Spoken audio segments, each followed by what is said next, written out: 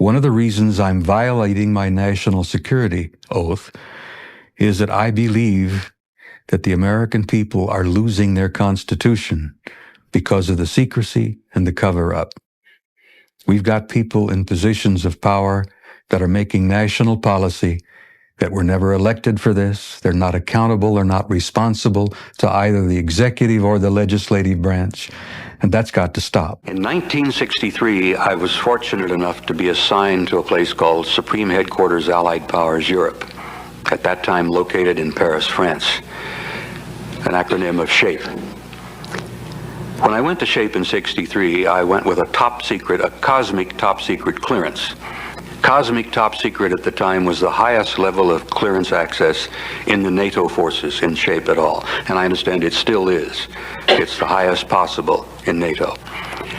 And I was assigned to SHAPE headquarters in Roquencourt, right outside of Paris. When my first assignment was in Operations Division, a place we called SHOC, Supreme Headquarters Operations Center. And I became aware in 1963 of a study that had been initiated in 1961, a NATO-shaped military study that Air Marshal Sir Thomas Pike, who was the Deputy Supreme Allied Commander in Europe under my boss, General Lyman Lemnitzer, had initiated a study in 1961 to determine just what in the hell was going on with the UFO matter. In the 50s and the early 60s, case after case after case involving large circular metallic objects flying in formations, obviously under intelligent control, flying over Central Europe, coming out of the Soviet zone, over the Warsaw Pact, coming over Germany, over France, turning north over the Channel, disappearing off of our radar over the Norwegian Sea. And in a number of cases, at least 3 cases that I know of personally, we and the Soviets almost went to war with each other over these objects. As many of the speakers have said here earlier about other comments, the Soviets thought they belonged to us, and we thought they belonged to the Soviets. And in one case in particular, in February of 1961, we literally almost started shooting at each other. Well, Air Marshal Pike was so frustrated about the fact that he was unable to get any information about these objects from either London or Washington at that time, because everything that London and Washington would send to SHAPE headquarters went directly to the KGB in Moscow. We found out about this because there was an enormous French spy ring existing in Paris at that time. And if any of you have ever read Leon Uris's excellent book called Topaz, or maybe have seen the movie called Topaz, it was about that series of events that were taking place. The Cuban Missile Crisis, the tension that was developing with the Cubans and the Russians over that time, the fact that there was this enormous French spy ring involving several of their top ministers and many of their top generals. And everything that Washington or London would give us went directly to KGB, and in many cases they got it before we did. So that's why Pike was unable to get any information at all from either major headquarters or capital on the UFO matter. And the UFOs were all over Europe at that time. Well, they were before, and they still are even today. This is a worldwide phenomenon, and it's going on continually. But the military were becoming quite interested and concerned in the 60s about this, particularly when we and the Soviets almost started fighting over it. So the Air Marshal established a study in 61 that lasted for 3 years. I learned about it when I was assigned there, and I saw it when it was published in 1964. It was a military study called an assessment. It has since been called the assessment, and its subtitle was an evaluation of a possible military threat to Allied forces in Europe. This was probably the most in-depth study, the most complete study that I have ever seen. Some of the top minds in Europe at some of the top universities, some of the top military people all over the Western Alliance worked on this study to try to determine what the UFO issue was all about. Is there a threat involved? If there is, what are we going to do about it? What possibly could we do about it? And once this thing was published, and it was published only in 15 copies, cosmic top secret, and because I was working in the shock, I had a chance to read it. I must be frank with you and tell you that having seen this thing and studied it, it literally has changed my life. The curious skeptic stopped being skeptical because it dawned on me for the first time in my life that this was serious business and this was real, and it literally turned my life around. So I will share with you a few things that I learned while I was involved with this. And I must tell you something else. I have to confess this. I do it every time. By sharing some of this information with you, I am in the process of violating my national security oath. Now, I want you to know, particularly those of you who may be retired military in the room here, and I think there's several, I was a loyal Cold Warrior for almost all of my years in the military. I believe in my country. I believe in my Constitution. I was willing to die for it. I still feel that way. I did not lightly decide to violate my national security oath after a great deal of thought and a great deal of consideration and evaluation. I have been violating my national security oath on this issue, the issue of UFOs, the issue of this assessment with people, because I consider this to be, beyond any doubt, the major issue of our time. And when I've concluded my presentation today, I hope you will understand, and hopefully you will agree with me, that what we are addressing here and dealing with is indeed the major issue of our time. It goes beyond the Soviet dissolution of the Soviet Union. It goes beyond the Cold War. It goes beyond politics, the recent election. It goes beyond the famines, the revolutions, the terror in Yugoslavia.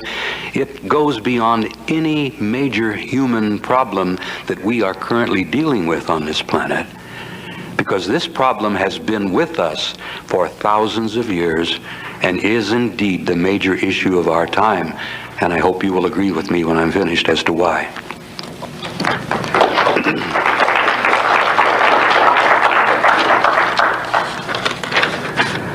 The assessment was about 1.5 inches, maybe 1.75 inches thick. The study itself, in its conclusions. It was supported by approximately 8 inches of annexes, supporting documents, supporting studies, supporting research. There were annexes on radar and electromagnetic effects. There was an annex on optical and light analysis. A beautiful annex on photographic and holographic analysis. There was historical research and evidence. They went to some of the top people in England at Oxford and Cambridge on the historical evidence. There was metallurgical and technical analysis. There were atmospheric physics studies, biological analysis, and autopsies. The 3 issues that I thought of at the time of being the most important were the psychological studies and the impact upon the human race, sociological effects and implications, and probably what I have considered to be the most important annex and study of all in terms of its effect upon the world population is the theological implications and impact. As I told you, when I got a chance to see this thing, it's a wonder that I didn't get arrested, and it's a wonder they didn't pull my clearance, because every time I was in duty in shock, I'd pull it out of the vault and read it. Now, if any of you have been involved in military assignments and research, you know that we have created for ourselves over the years a literal nightmare of security, security operations, classifications, cover-up, secrets. We've made an absolute jungle out of it. The Cold War was the original reason we did this. And we established procedures that the American people today, if they knew the whole story of what the security apparatus in the United States military and in the United States government were doing to them and to their so-called constitutional guarantees, they'd be rioting in the streets. The Defense Intelligence Agency and every one of the, I think maybe at least 24 major security organizations in our government concluded that beyond the shadow of a doubt, this secret must be kept not only from the American people, but from the world population at large. And as a result of that decision, they have created a worldwide conspiracy among governments to keep the lid on this secret. Now, let me share with you what some of the 4 major conclusions of the assessment were in 1964, and consider those bits of information with what you've already learned in your own research and studies, and what's been brought out in films and UFO conferences over the last 10-15 years.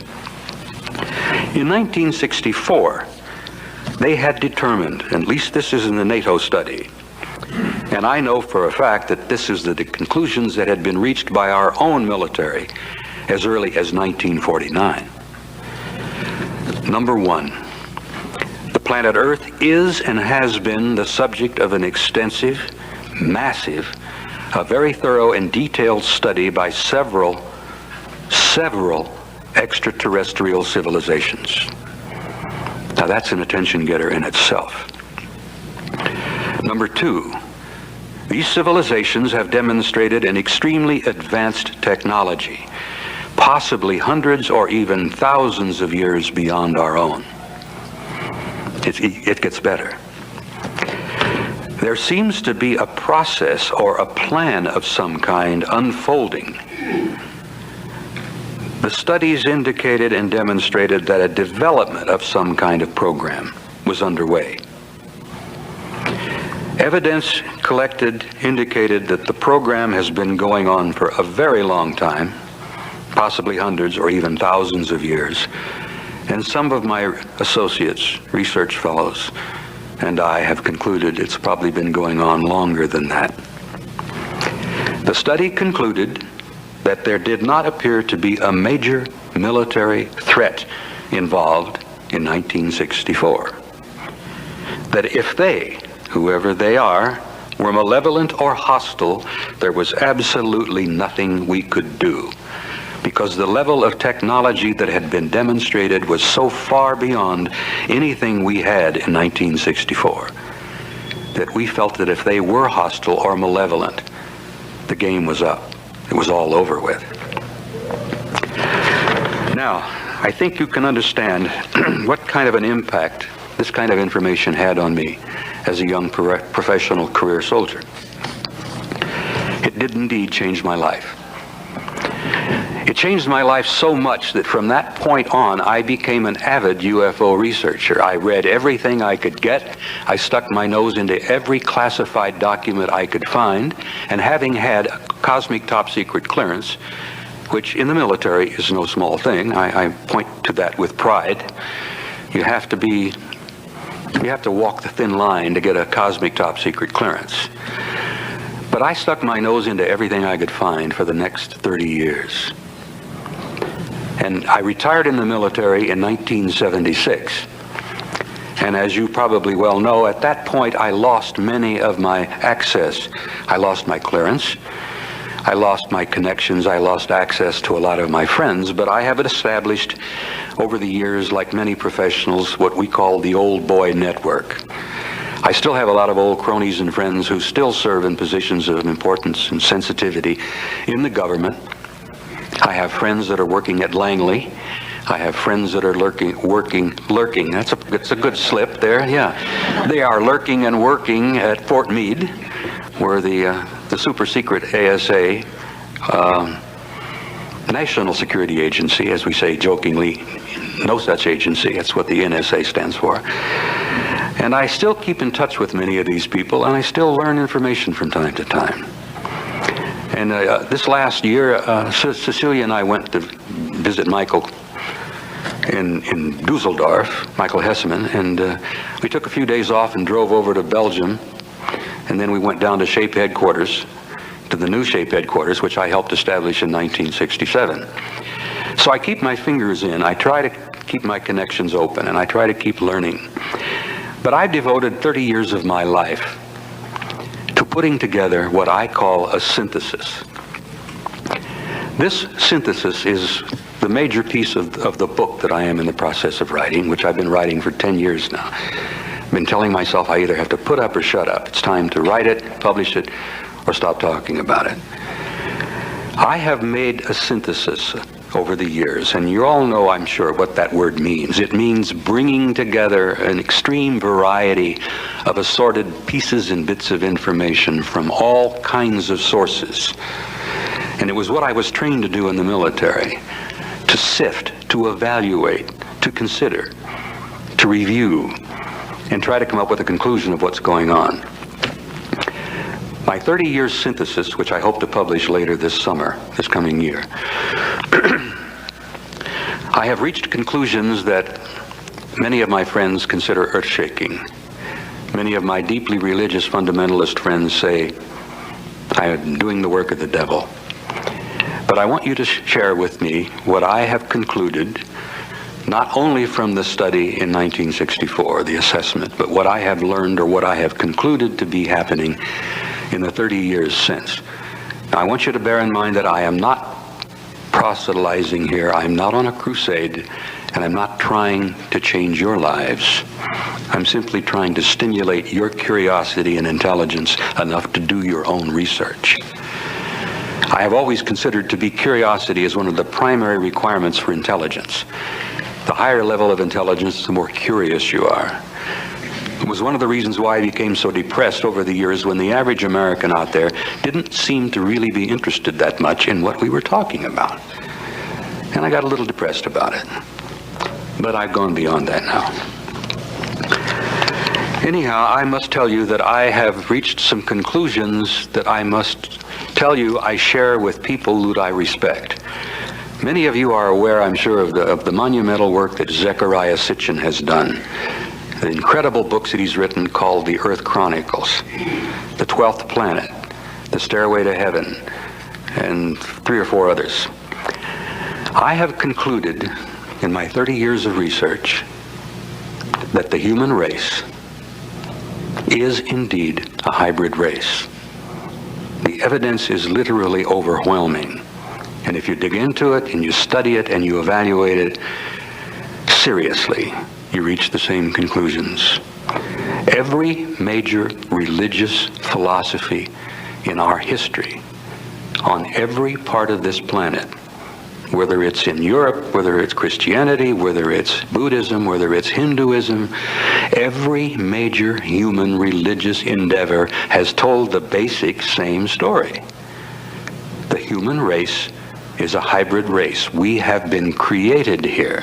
We were seeded here.